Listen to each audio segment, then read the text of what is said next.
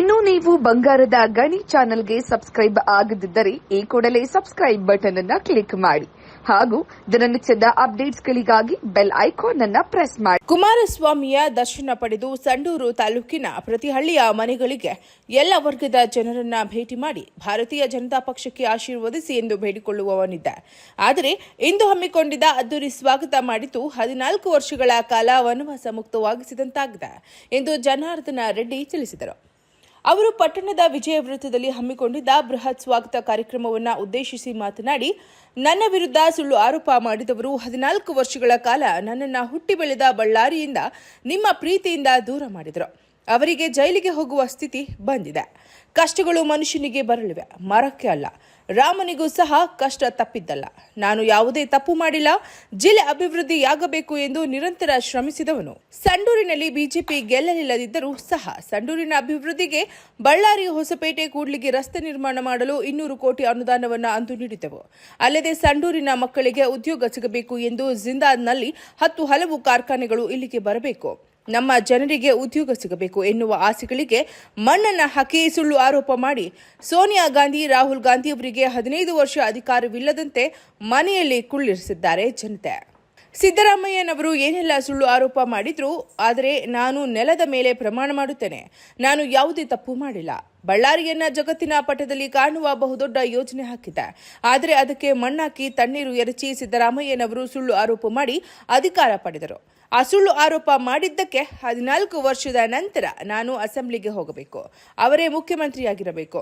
ಅವರು ಹಗರಣದಲ್ಲಿ ಸಿಲುಕಿದ್ದಾರೆ, ಅವರು ಜೈಲಿಗೆ ಹೋಗುವ ದಿನ ದೂರವಿಲ್ಲ. ಯಾರು ಸುಳ್ಳು ಆರೋಪ ಮಾಡಿದವರಿಗೆ ಭಗವಂತ ಶಿಕ್ಷೆ ನೀಡುತ್ತಾನೆಂದು ಕರ್ನಾಟಕದ ಕಾಂಗ್ರೆಸ್ ಹಗರಣಗಳೇ ಸಾಕ್ಷಿ. ನಾನು ಸಂಡೂರಿನ ಪ್ರತಿ ಮನೆಗೆ ಭೇಟಿ ನೀಡುವ ಮೂಲಕ ಬಿಜೆಪಿ ಪಕ್ಷವನ್ನ ಕಟ್ಟುತ್ತೇನೆ ಎಂದರು. ಸಂದರ್ಭ ಇರುತ್ತೆ ಅಂತ ಅನ್ಕೊಂಡಿಲ್ಲ. ನಾನು ಕುಮಾರಸ್ವಾಮಿ ದರ್ಶನ ಪಡೆದು ಆ ನಂತರ ಪ್ರತಿ ಗ್ರಾಮಕ್ಕೂ ಕೂಡ ಸಂಡೂರು ಭಾಗದಲ್ಲಿ ಪ್ರತಿ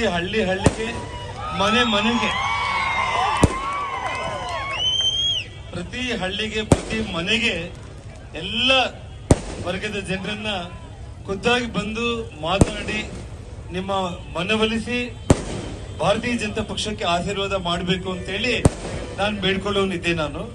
ಆದರೆ ಇವತ್ತು ಎಲ್ಲ ನಮ್ಮ ಲೀಡರ್ಗಳೆಲ್ಲರೂ ಕೂಡ ನಮ್ಮ ದಿವಾಕರ್ ಅವರಾಗಿರ್ಬೋದು, ಒಬ್ಬಪತಿ ಅವರು ಆಗಿರ್ಬೋದು, ಹನುಮಂತ್ ಅವರಾಗಿರ್ಬೋದು, ಎಲ್ಲ ನಮ್ಮ ಪಕ್ಷದ ನಾಯಕರುಗಳು ಈ ರೀತಿ ಒಂದು ಕಾರ್ಯಕ್ರಮ, ಸ್ವಾಗತ ಕಾರ್ಯಕ್ರಮ ಇವತ್ತು ಆಯೋಜನೆ ಮಾಡಿದ್ದಕ್ಕೆ ಅವರಿಗೆ ನಾನು ಧನ್ಯವಾದಗಳನ್ನ ತಿಳಿಸ್ತಾ ಇದ್ದೀನಿ. ಒಂದೇ ಒಂದು ಮಾತನ್ನು ಹೇಳಬಲ್ಲೆ, 14 ವರ್ಷಗಳ ಕಾಲ ಏನ್ ನಾನು ಹುಟ್ಟಿ ಬೆಳೆದಿರೋ ಬಳ್ಳಾರಿ ಜಿಲ್ಲೆಯಲ್ಲಿ ನಿಮ್ಮ ಪ್ರೀತಿಯಿಂದ ನನ್ನ ದೂರ ಮಾಡಿದ್ರು, ಇವತ್ತು ಭಗವಂತ ಅವ್ರಿಗೂ ಆ ಶಿಕ್ಷೆ ಇವಾಗ ಪ್ರಾರಂಭ ಆಗ್ತಾ ಇದೆ. ಇವತ್ತು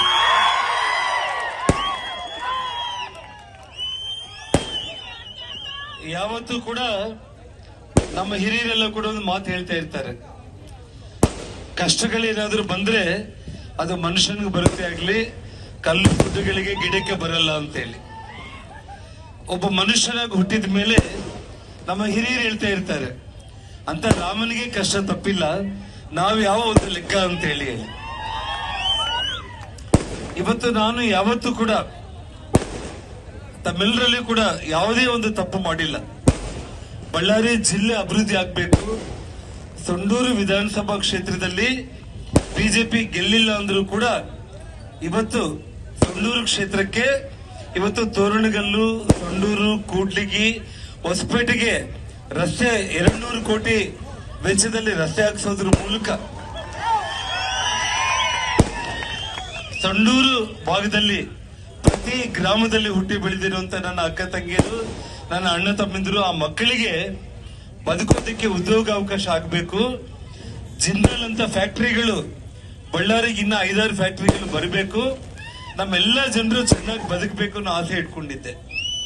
ಆದ್ರೆ ನನ್ನ ಆಸೆ ಆಕಾಂಕ್ಷೆಗಳಿಗೆ ಮಣ್ಣನ್ನು ಹಾಕಿ ಸುಳ್ಳು ಆರೋಪಗಳನ್ನ ಮಾಡಿರುವಂತ ಇವತ್ತು ಸೋನಿಯಾ ಗಾಂಧಿ, ರಾಹುಲ್ ಗಾಂಧಿ ಅವರಿಗೆ 10 ವರ್ಷ ಅಧಿಕಾರ ಇಲ್ಲ, 15 ವರ್ಷದ ಅಧಿಕಾರ ಇಲ್ದಂಗೆ ದೇವರು ಶಿಕ್ಷೆ ಕೊಟ್ಟು ಮನೆಯಲ್ಲಿ ಕೂಡಿಸಿದ್ದಾನೆ. ಈಗ ವಿಚಿತ್ರ ಅಂದ್ರೆ ಸಿದ್ದರಾಮಯ್ಯನವರು ಏನೆಲ್ಲ ಸುಳ್ಳು ಆರೋಪಗಳನ್ನ ನನ್ನ ಬಗ್ಗೆ ಮಾಡಿದ್ರು ಬಂಧುಗಳೇ.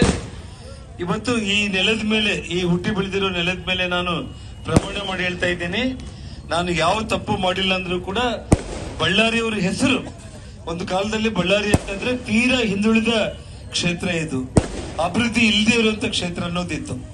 ಇದನ್ನ ದೊಡ್ಡ ಪ್ರಮಾಣದಲ್ಲಿ ಅಭಿವೃದ್ಧಿಯನ್ನ ಮಾಡಿ ಇಡೀ ಭಾರತ ಅಲ್ಲ, ಇಡೀ ಪ್ರಪಂಚದ ಪುಟದಲ್ಲಿ ಬಳ್ಳಾರಿ ಕಾಣಿಸ್ಬೇಕು ಅಂತೇಳಿ ನಾನು ಕನಸು ಕಂಡಿದ್ದವನು ನಾನು.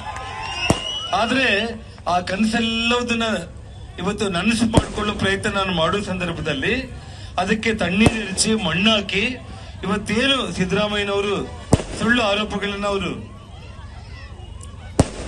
ದಯಮಾಡಿ ಆಂಬುಲೆನ್ಸ್ ಬರ್ತಾ ಇದೆ, ಅದಕ್ಕೆ ಯಾರು ತೊಂದರೆ ಇಲ್ದಂಗೆ ದಾರಿ ಮಾಡಿಕೊಡೋ ಪ್ರಯತ್ನ ಮಾಡಬೇಕಾಗುತ್ತೆ. ಹಾಗಾಗಿ ಇವತ್ತು ಆ ಸುಳ್ಳು ಆರೋಪಗಳು ಮಾಡಿದ್ದಕ್ಕೆ ಭಗವಂತ 14 ವರ್ಷ ನಂತರ ನಾನು